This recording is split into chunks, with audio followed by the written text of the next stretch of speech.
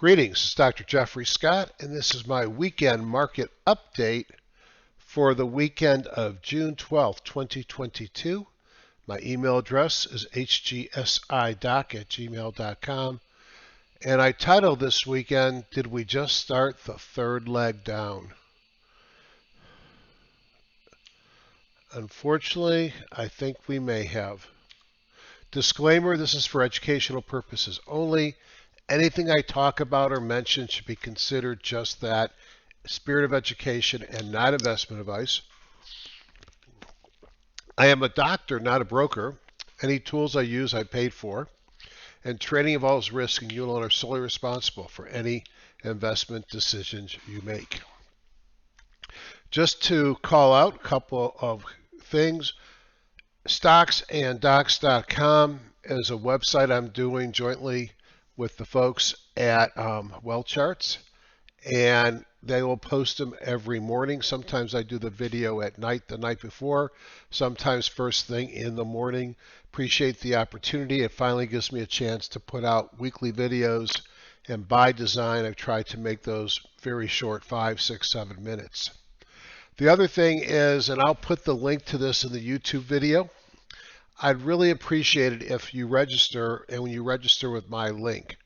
Wealth 365 actually tabulates how many people come from each of the different participants, and if I want to keep participating, it'll be nice to show that I had a few people, or more than a few people, who I brought to the show. Since I don't really sell anything, have an active website or promotional arm, obviously they recognize that it's mostly word of mouth when it comes through YouTube. But I'll put the link in the channel. They don't record these, so unless you already have Wealth Charts, you really got to be present to watch them. I'd love to see you. I think as of right now, I'm going on midday Wednesday and on Saturday morning. More to follow on that. Really hope you can join us and support me by using my link to sign up. Now, come back to that. Let's take a look at the markets. And why did I make my comment, this could be the next leg down? Because it may or may not be. Going to be an interesting week. If we look at the markets from the 52-week high, about the only thing you could have bought in the last 52 weeks and still be trading near where you bought it at is the dollar. They say cash is king, and when you look at ARK Innovation down 69%, Bitcoin down 66%, IBD 50 ETF down 40%, NASDAQ 37%, 3X FANGs down 37%, you can get a sense of how painful this market is. The big ones down, the NASDAQ's down over 30%. The Russell's down, had a little bit of a comeback, is only down 26.9 only. And you could see the spiders are down 18.8, so very close to that 20% mark. That all of a sudden means we're in a bear market. I think we're already there. And the Dow, which has held up the best over this, is minus 14.9, and NYSE minus 1340. One looks at the NYSE and wonders, why is it so much better than the NASDAQ and the Russell? And it's because there's not as much technology there, and there's lots of energy. When you look at energy, U.S. oil down 2.2 off the high, natural gas 9.3 off the 52-week high. Not great, but certainly better than anything but the dollar and the commodity index. On the week, 5 days mostly red, and the things at the top, gas, oil, commodities, and the dollar were the only things that were positive. Over here are the 52 weeks low days since. We haven't met the most recent May lows yet. We're still off of those. Those numbers have come down. And obviously, short term, we have to be concerned about going down and retesting those. A failure to hold at that level would mean to me the next leg down is here. From a sector perspective, even energy is down 5% from its 52-week high, and defensive things like utility are down 7.6, staples 11.6, healthcare 12.5. And if you really want to see pain, you can come all the way down here and see telecommunications down 34%, discretionary, think Amazon 32%. And then I highlighted real estate because they hit their 52-week low, weekly low this week as well. What a day, or what a difference a week makes. It's really the last 2 days. If you look up here using the Q tools, and let's just look down here, it's much easier to see. 100% of the sectors were down on Friday. They're down on a 2-day window. 91% of the sectors are down on the week. If you look at the industries, 95%, which is actually improvement over the 2-day of 99, but over the week, 94% of industries are down. And if you look at stocks, 90% of stocks were down. If you look up here at this pie, look at the 46% on stocks above the midline, the S&P 1500 went to 20% in 1 day. I'll show you more evidence of how fast this market has deteriorated. Warehouse view, you'll notice everything is below zero, so it didn't matter what your ERG status was, EPS rank, relative strength rank, group rank, combining them, you did poorly no matter where your numbers were. If we look at the NASDAQ, first thing, the weekly bongo, which really is my buy, no buy line in the sand. Now, the daily bongo could go green and give us a retracement and a downtrend when the weekly's red, but the all clear will be when that weekly turns to green. So we have not had an all clear. In fact, on the NASDAQ, we also had 2 kahunas to the downside on Thursday and Friday, which tells you the momentum to the downside got worse. And when we look at, just where we've been over the last several weeks, sorry for this, every time I reformat things, they get messed up. You could see that we are only 2% off the lows, and you could see we were 8.9% off the lows prior to this week. This was a very difficult week in the market. You can see down 5.6. The NYS, the other thing to point out here is on the NASDAQ, gray is when the new highs are above 2%.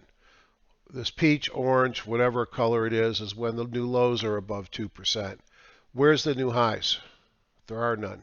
If I look at the NYSE, we had some new highs, so we had the buyers come back in, but boy, the last 2 days the buyers went on strike, the new lows went up, and not only did we have a kahuna, we had a phoenix, which is sort of the opposite of a follow-through day to the upside. It's a follow-through day to the downside. And again, only 2%, 2.7% off of the 52-week lows, and could hit that at the open, I'm afraid, on Monday. Please note, whenever you're watching this, it is like 9 o'clock, 9:22 on Saturday night, and there's no futures that I can look at that tell me what's going to happen on Monday. So anything I say is purely my conjecture. The buckets, look at the difference between 6.3, which was last Friday, and 6.10, which is this Friday. 80% below the midline versus 80% above. Almost nobody below the Bollinger Bands, and now 18%. So if this was a bull market, which it's not, I would say we're getting at a point where reversal's almost imminent. But it's not a bull market, it's a bear market. And as I've learned over the years, oversold markets in a bear market get more oversold. I think we're going down further. Energy on the week, if we look over here in the weekly column, not as impressive to the upside. Monthly, crude oil, natural gas, gasoline are just on fire. On Friday, they all gave it up, and I think one could ask the question, what happens to the Dow and the NYSE if the XLE weakens? I hope I'm ahead of that game because I don't have a lot of anything, but what I have, I've got MLPs, I've got oil services, I've got some big oil, I got some small oil in my portfolio because frankly and a bunch of natural gas, because over the last 3-4 months that's what's been working. If energy reverses, ouch, the market's going to have some hiccups, especially on the Dow and the NYSE. What was interesting and had a big move on Friday right here is gold.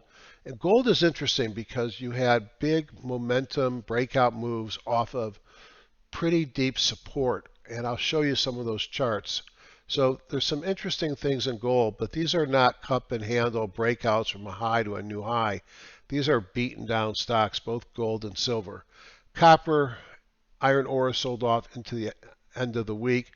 On the week, though, copper was down more, iron ore not as much as it was on Friday.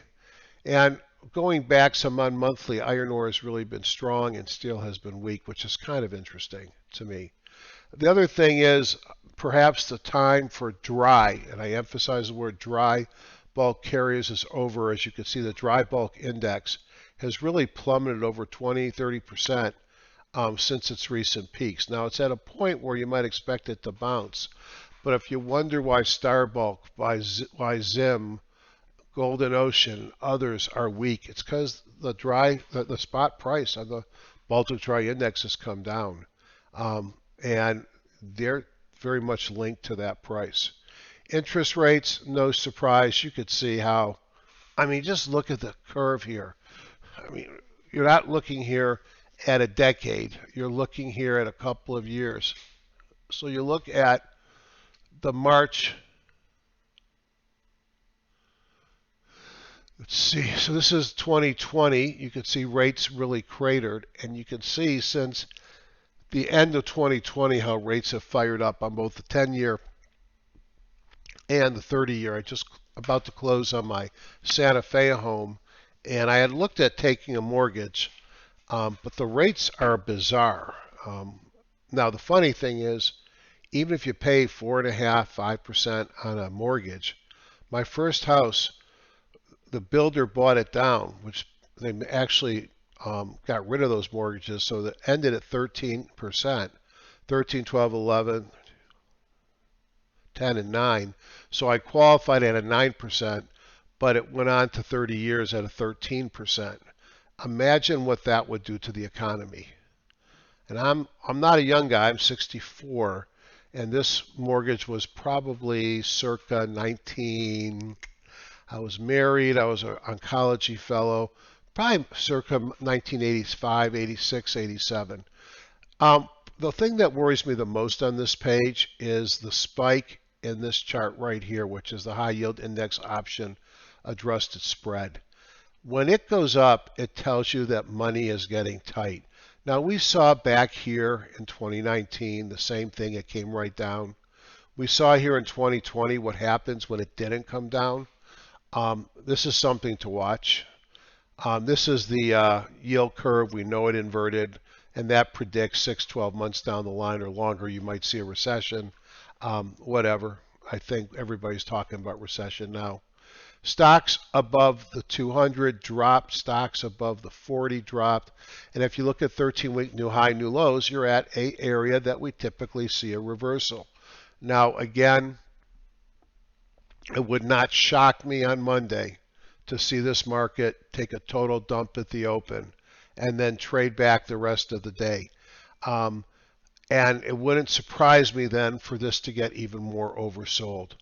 Economic news, pay attention please.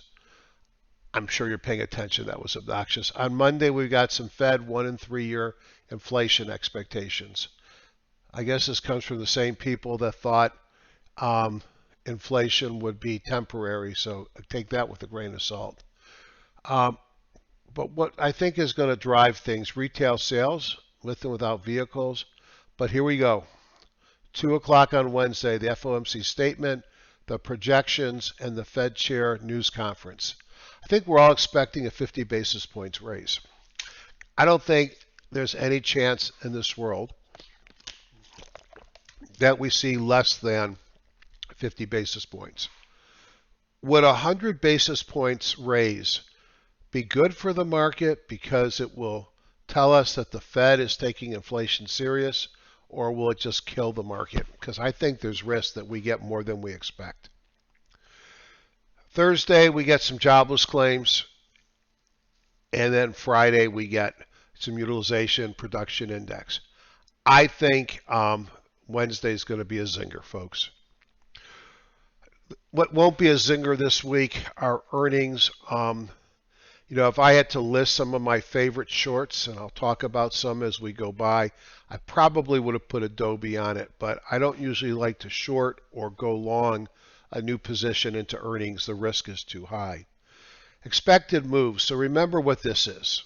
You take the close on Friday, and then at that price on each instrument, here we have the E-minis, the NASDAQ futures, the Dow futures, Russell futures, the VIX, and then the dollar. And figure out what an at-the-money straddle is, meaning you're going to buy a call and you're going to buy a put.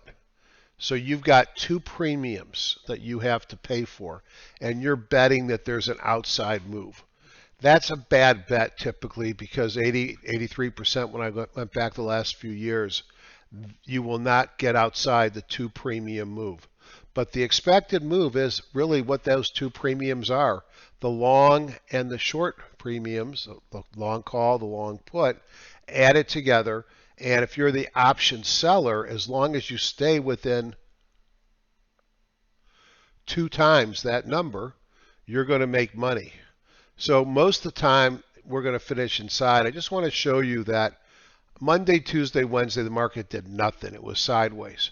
Thursday, a big day down, and Friday, we just took out the lower expected move. This is the minis, E-minis, the NASDAQ. Look what the Dow futures did. They just went pretty much doubled, I think, the expected move. Here we have the Russell breaking down. The VIX closed at the top of its expected move, and the dollar stayed within. The week before, each of those 4 major indexes were above their expected move. I think that it just shows you the volatility that we're at. And the question is, are we near ready for the next move down? I think so. I hope not. Market open week, weekly higher, but traded down hard Thursday and Friday. I think it's fair to say that those markets on open the week, not W-E-A-K, it should be E-E-K. I think it's fair to say that the follow-through day is negated and we're back in correction / bear. Hold on to your wallets. This could be a tough week as we wait inflation expectations as well as a Wednesday Fed meeting with conference, etc. Energy charts pause this week. What happens to the market if energy rolls over? Once again, I raised some cash, protected my remaining longs, and started purchasing contra ETFs. It is hard to want to be holding anything except energy, precious metals, and contra ETFs, at least based upon Friday. Remember that markets have a tendency to bottom before we know it and before the economy bottoms. So you could reverse before we know it. And the week reminded us about the fragility of a bear market rally. And I'm just wondering if this isn't going to be a painful Monday. We may get a bounce and sell off later in the week, but I think Monday should be very interesting. Now, before I go back into the charts, I just want to remind everybody, stocksanddocs.com, you're going to get an abridged version of this video every weekday morning. In fact, there'll be a 10, 12-minute version of the weekend report posted on Monday as well. I post the weekend videos on YouTube for folks who have been following me for some time. Perhaps over time, I will shorten those and move them to the Stocks and Docs site. And again, just a request, please register for Wealth 365. And since I'm always going to struggle to show lots of people signing up because, hey, I do this as a volunteer. I don't make money doing this. I don't have fancy websites.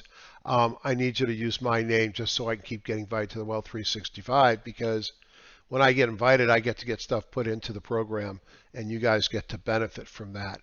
So that's the start. Now, let's move on. You know what? I don't want to kill that right now, so let me just make that smaller. There we go. All right. Now let's go into wealth charts, and let's take a look at the market charts and see what I think. I think you know what I think. I think this market is going to get lower. Let's look at the weekly chart for a second. I said the third wave down. So Here's what I'm thinking. Let's just get into the measuring tool. So, and these are just very rough estimates. Move the thing out of the way. Let's take this tool and put it up at the high before we rolled over. And then we trade it down to here. To me, that's leg one down. And that was 14% drop in the spiders. Okay, then we ran up to here, thereabouts, and we had a 12% recovery. That was leg one. So even though we recovered 12%, only dropped about 15, remember, for example, if you have a 20% recovery, you have a fall, you have to have about a 30% recovery to get back, just the way the math works. Now, from this point, leg two took us down to here. And this was a 17% on the spiders. So, we've had about a 14.9, 15%, a 17%. Where does 16% take us? I'm not going to say anything right now, but I'm going to be working on my projections because do we go down another 15, 16% down to 345? And if that happens, what does that do to your portfolio? First leg, second leg, if I'm right and we're starting the third leg now, that is a potential target. What I want to do is go back here and look at where the high was before the March. Yep, that is right about the high, the February highs before the 2020 sell-off. So I'm really thinking that this is a good number, and that number is about 340. So button down your hatches, put your seatbelts on. Can I be wrong? Absolutely. I'm a doctor, remember? Hopefully I'm not wrong when I play doctor, but three leg down, 1, 2, third one takes us down to 340, gets us right to where the high was before the market corrected in 2020. That would make sense to me. Let's hope we don't get there. First thing is, can the May $380 or so intraday bottom hold, which was when we spent a few seconds in bear market territory on the spider. I could say the same thing on the Qs. Will the intraday hold 280? The Dow, I mean, what's positive about this? It's like everything's rolling over here. And by the way, when you go back and look at a weekly, we've still got a long way where we could potentially fall. So I'm concerned. First defense is probably going to be the May low. Put this back to daily. That's not daily, my bad. Looks the same, rolling over hard. If we look at the Russell, same thing, ran into prior support, which is now resistance, and rolled over. VIX didn't do much on Friday, had a big up day on Thursday. Let's look for volatility instruments to do well if this market continues to roll over, and the dollar showing some strength. Go into the commodities. Despite dollar strength, and maybe it's just because where else do you put your money? Gold had a really great day on Friday, as did silver. We got that 50-day moving average to get through. Look at the volume. I think gold is a place that may shine, no pun intended, if this sell-off continues. Oil continues to look great. This is a daily USO. We're in a few-day pullback, but we closed near the high on Friday. Again, a lot of the energy stocks look just like this on the exploration and production, the service stocks. If this market pulled back to the 50, I only can imagine how hard the NYSE and the Dow are going to fall. Let's see what happens. And, you know, natural gas is now broken down below my trend line. We'll see if we can get back up. I made a comment maybe 2 weeks ago about how my buddy John Person was telling me the volatility and some war stories about natural gas futures and blowing up accounts. And if you don't believe it, how about putting steroids on it and looking at oil between a high of 32.69 or so and a 27, 5 points in 3 days, which is about 15 or 20% move. Then imagine you have options on that. I've taken most of mine off the table. 10-year popped up. We were hoping to see it come down. And just this is a daily chart. What happens when the 10-year goes up? It's not good for growth. And since at the beginning of my life and to this date, I still like to think of myself as a growth stock investor, high growth stock investor. That's not working right now. If we look at market themes, we could see we're still near the top large caps. There was some interest in small caps here. If we look at how the market was on Friday, we continue to see perhaps something has changed and small caps are starting to look interesting. You notice from earlier in the year it was all about large caps, so this is a change. So we're going to have to monitor that, but it's still about value, not growth. Sectors, well, materials gave up some of their gains. Communications is weak. Energy remained super strong, but it too didn't have the greatest. Well, there's the week, not bad on the end of the week. I'll make sure I got everything on all of these. Financials, no. Industrials, trying. Technology, no. Staples, showing some perhaps moving up because of defensive. Discretionary, not really.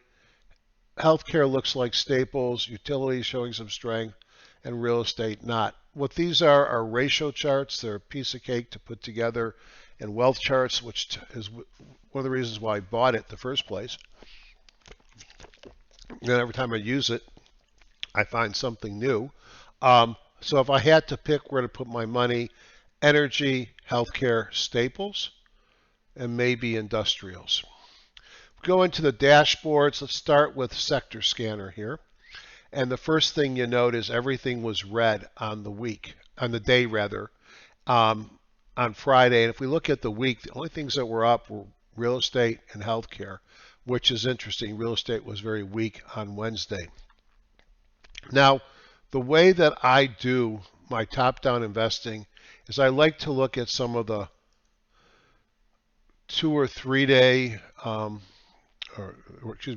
top 3 daily, and then maybe the top 2 healthcare. And then I want to hit compare here, and that'll open up all the industry groups. And then let's just take all the industry groups that were up on the daily. So I hit the first one, and I come down here and hold the shift key in, hit that one. All right, so let me start all over. I hit the silver, I hold my shift key, hit the coal, they all light up. I have to do it in the right order. Now, if I then rank the weeklies and just fill in the ones I missed. See, the REITs moved up this week. Biotech, I've been talking about that, still ugly. And just filling in the ones, at least at the top. Now I'm going to go to compare. This is going to bring me up all the stocks. So if I just take the stocks that are up, and some of these are too small for me to even look at, but let's just take all the stocks that are up. And that'll take me down to, let's say, through here. And then I want to go to the weekly, and let's see if there's anything there I want to bring in as well. So hit the weekly, and let's just fill in the ones that are on this page. And again, some of these with these big returns, I bet are $3 and $4 and $5 stocks. So I've now taken, just based upon top down, because I looked at the sectors that were leading and the stocks and the industry groups that were leading. These are some of the stocks. And let's add these to my weekend review watch list. Put them down here. So this will be my bullish watch list. I've already done a watch list the same way for the bearish, so I'm not going to repeat it right now. Now, Wealth Scanner is a tool that I like to load a bunch of my market ETFs in to give me a sense of what's working now. Well, you got 3 things in the top above 700. 1, 2, 3, 4, 5, 6, 7 of them. So natural gas, we talked about it already, major volatile, but can't argue with the up move.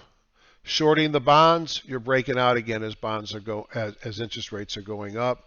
Gasoline, did you fill up your car yet? I filled mine up today. So on UNG, I looked at ETFs like UNG and Boyle. I looked at Southwestern Energy, Range Resources that have a lot of natural gas from thinking about them. I'm starting to wonder are Golar, LNG, and other liquid natural gas plays, are they going to work, especially as we start shipping natural gas to Europe? Shorting TBF, shorting the bonds. On the gasoline side, think refiners. I'm in MPC, although I took profits on it on Friday when it started to roll over. XLE is the whole energy complex. Oil producers. I mean, things like Diamondback have been on fire, Occidental, but they've all pulled back a little bit. And then you got the commodities, wheat, fertilizers, etc. They've started to pull back. So, when the whole market is down, even the best of the market could still be under pressure. Now, how do you narrow down that giant list and find the things that you actually want to be in? So I'm going to look at that weekend review, and I use my scanner, the CAT scanner. So I'm going to look at 5 and 500,000 shares. That eliminates some of those little things that had crazy moves. And I want at least one bullish dot. This will be my bullish scan, and no bearish dots. And I left everything else off for this. So if I double click on dots, I see what comes to the top. And we're going to look at these. Now, do you have any clue as to what all these are? These are all precious metals. AG. And this is what you're going to see. You're going to see stocks that have sold off hard with the commodity. And then you had big volume. This one had volume, breakout momentum from a squeeze. PSAR actually went the wrong way and had an EMS that's bearish. Is that a bullish looking stock? It's not to me, but if silver and gold work, that probably doesn't matter. Alamo Gold. This one looks better. It's a cheap Alamos Gold stock. It broke above the 50, 3 dots. Look at relative strength versus a spider, on balance volume, and it's not extended. GLD, which looks as good as the miners, is the gold ETF. And you could see gigantic volume, 3 dots, improvement in relative strength at OBV. So you can run down the list, Barrick Gold. And if you go look at, sitting right above the 217-day, the problem with all these, just so let the buyer beware, is you've got tons of overhead supply. But the bullish argument would be you're sitting right above long-term support on the 200-day moving average. I wouldn't let it fall much below that. Big volume, momentum, breakout volume from a squeeze. Barrick Gold was one of the better looking ones. IAU, again, the pattern is the same. What I really want is a stock that's broken out above the 50s, but I don't think you're going to find it with the precious metals. How did a technology stock get in here? NetEase, well, it looks better than the rest of the technology, doesn't it? But I'm just afraid of the sector. Other one I want to show you, this is physical gold. Looks the same as GLD. Some people might want the security of having the gold itself. If you look on this list, it's really hard for me to find anything that's not gold. Here's EOG. They got a big natural gas position, big leader. You could look at Diamondback, which is FANG. Devon took a little heat at the end of the week, as did many of them. Another interesting stock I saw was Sabra.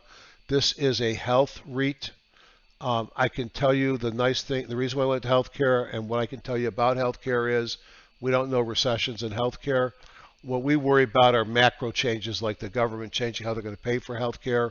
Most physicians either own or rent their building. The big thing has been the REITs have been buying up physician-owned buildings. I sold ours 20 years ago to a REIT. And, most physicians don't go out of business. And when they get ready to retire, they sell their share to the next guy in line. So Sabra pays about an 8% dividend. It's breaking above the 200-day on good volume. And then the other thing that's made it to the list, which is never a good thing, is when you see things like SPX, a leveraged bear ETF on the spider breaking out here. Big volume and momentum, broke out the day before. above the moving average. You can see how far it's come down. That's what contra ETFs do. UVXY volatility also with a move up this week. In fact, I could pull into this weekend review just the contra ETFs and see if any of them had signals. And so dog, which is bear, the Dow, what stock looks like this that I've showed you? None. Again, these are trading vehicles. They're short-term things. If you want to be long in this market, you buy things that go up when the market goes down. When the market reverses, they will and goes up, these will get clobbered. And the reason why, if I go back far enough, you'll see prices that are just crazy high, is because these things constantly fall. If you look at long-term markets, markets have gone up, and they also do a lot of reverse splits, which will start to make the past prices look crazy. Dow is here. Here's a single, the SDS, S&P 500 breaking out. Contra, we already looked at the SPXS. SQQQ is looking at shorting the Q. I believe this is 2X, but I don't know that for sure. You see it breaking out above the 17-day. And notice all the bongos are green. Shorting semiconductors, SOXS. And then shorting small caps, TZA. All of these are way down off their highs. And if you think the market's going to drop a lot more, if we had a 15% drop in the Dow and you had a 2X ETF, it would be up 30% if the Dow dropped 15. On the bearish side, okay? Now, personally, I like to play the contra ETFs when I'm worried about the market. I like to buy puts as much or more than I like to short individual stocks. But sometimes I'll short the stock and buy a call, and what I'm doing is protecting myself if I'm wrong. To do these things, you got to have big margin accounts. Buying a put doesn't require a big margin account. Buying a contra ETF does not require necessarily a big margin account. If I look at where the shorts are, there's a lot of shorts. If we look at Adobe, I mentioned that I was interested in shorting this. Shorting it because it failed at the 50 and at the 17, had an EMS signal down. A breakdown on volume and momentum of PSAR reversal. Look what relative strength did and volume did.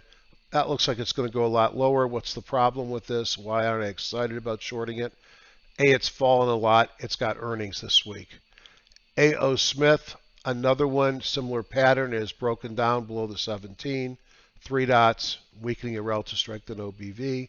ARES, a REIT, breaking down, EMS signal, broke down below the moving averages. At the minimum, I expect something like this to take out its prior lows, but who says it has to stop? Look at how much it ran up in the craziness of the recent market. BLDR, again, a new EMS signal, three dots, meaning momentum, breakdown on volume from a squeeze with deterioration in volume and relative strength. The beauty of my scanner is it makes my life easier. That's why I have this scanner, and I hope you come and watch the Wealth 365 event. So let me just conclude with a couple comments. This is a very dangerous market. FOMO kills. FOMO can be fun. You have a long bull market. Everybody's making money. You buy late in the run, you can still make money. This is not that market. Keep your position small. Don't have too many positions. Be careful with your margin or your account will get eaten up before you know it. If you gotta be buying stuff, energy has been strong. We'll see if it holds up.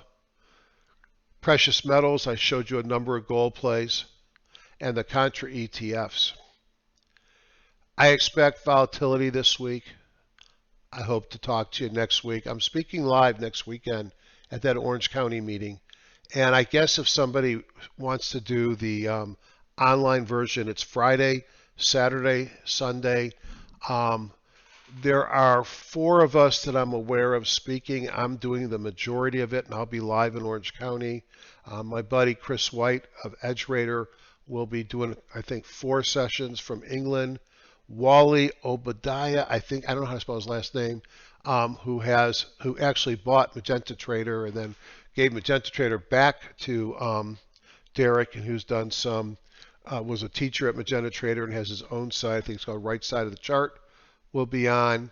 And then Dev Keshar, who is a great trader, will talk about how he trades to make money. I think he's on Saturday. So I think it'll be a lot of fun for those that follow me. My basic agenda is going to be review the basics, go back and look at how I look at the market, things like the Hindenburgs, AD lines, buckets, and give you the code behind them and how I use them. I'm going to talk about some of the folks who I follow. All right, well, I don't follow anybody right now, to be honest. I just do my own stuff. But who I followed and learned from that made me a better trader: Gil Morales, Chris Catcher, some of the where the squeeze came, David Elliott, the Mobos. Talk about some of those, and then I'm going to show you how I put this to work in whatever program you ask me about. But I'll be talking a lot about Wealth 365. It should be Wealth Charts, among other programs. And I hope to see you. And again, if you want to do it online, if you send me an email to hgsidoc@gmail.com, not going to probably respond directly to you. I'm going to forward your email to Greg Mills. I've got 50 people I can hold on my Zoom account. It will defray some of the expenses of the meeting and my travel expenses, which would be fine. So have a wonderful week. Be careful. Be careful. Don't be a hero. You'll have plenty of time to make money. Let the market come around to you. Unless you're great at shorting, and if you're great at shorting, you just may love the next couple of weeks. Bye now.